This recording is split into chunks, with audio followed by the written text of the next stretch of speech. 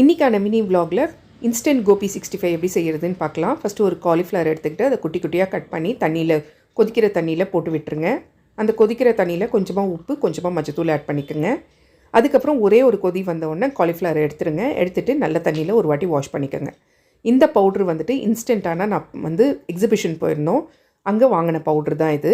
So Gopi 65 பவுட்ருன்னு sales பண்ணிகிட்டு இருந்தாங்க, அது வாங்கினோம். ஒரு பாக்ஸ் வந்து 100 ரூபா. அதை எடுத்து ஒரு பெரிய காலிஃப்ளவராக இருந்தால் 3 டீஸ்பூன் போட்டால் போதும்.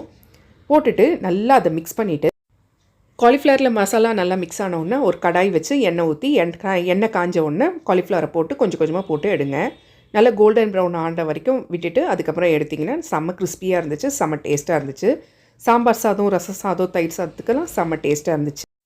இதுலேயே வந்துட்டு சில்லி பவுடர், சால்ட்டு, மஞ்சத்தூள், அடுத்தது கார்ன்ஃப்ளவர் மாவெல்லாம் சேர்த்துருக்காங்க.